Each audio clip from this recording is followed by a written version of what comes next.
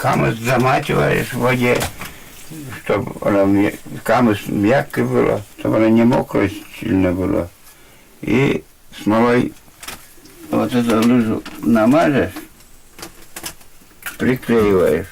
Мастер из села Нивширо Карткировского района Анатолий Попов рассказывает, как сделать настоящие охотничьи лыжи. Их, как известно, коми традиционно обивали камусом. Впрочем, сегодня таких умельцев, способных с нуля смастерить настоящие лямпы, единицы. И авторам фильма пришлось постараться, чтобы их отыскать. Охота, рыболовство, гончарное и кузнечное дело, вязание и ткачество. Документальная картина рассказывает обо всех основных занятиях зырян. Чтобы показать их такими, какими они были сотни лет назад, создателям пришлось потратить 2 года. Они посетили 8 городов и районов и забирались туда, куда обычно попасть крайне трудно. Особенно запомнилась авторам поездка на Удару.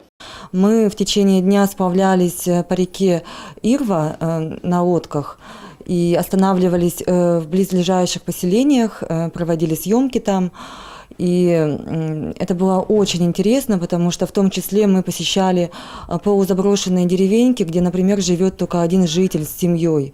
То есть мы наблюдали за тем бытом, который вот эта семья ведет, вдали, буквально вот вдали, в отрыве от цивилизации. В коллекции Финно-Угорского культурного центра страны этот фильм уже 15-й по счету. Все предыдущие посвящены в основном малочисленным народам. Проект задумывался как раз для сохранения их культуры. Именно поэтому съемочная группа стремилась показать самые яркие обряды и традиции и подгадывала время съемок, исходя из особенностей того или иного народа. Мария, например, выбеляли холсты свои на снегу.